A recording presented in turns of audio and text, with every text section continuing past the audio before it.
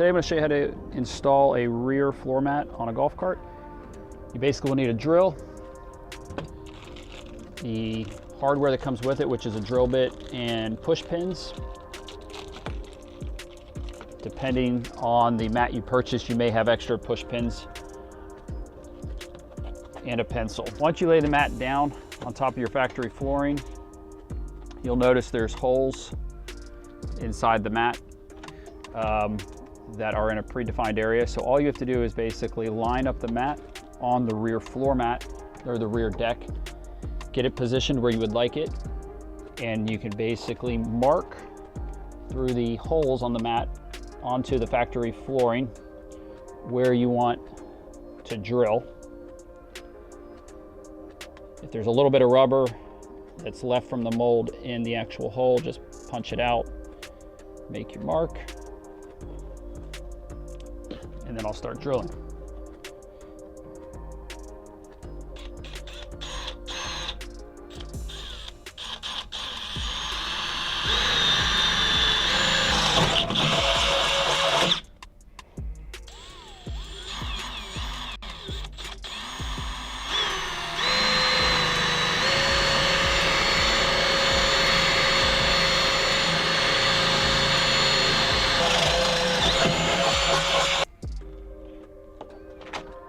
Put the mat back on here, line up your holes, they should match up.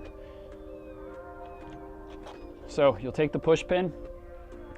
If it's pushed down, it's engaged, you want to pop it back out. That will allow you to basically squeeze this in.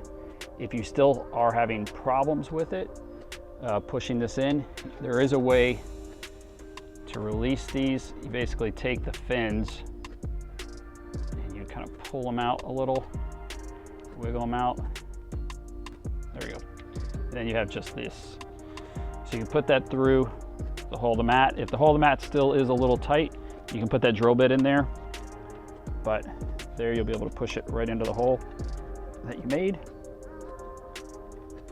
Make sure it's in there. Yeah, it's in there.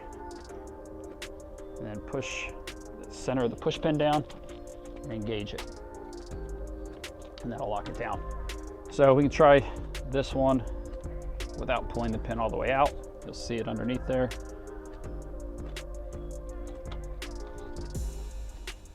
Push that down into the hole. That locks it on. Try the same thing here. Push it through that mat into the hole.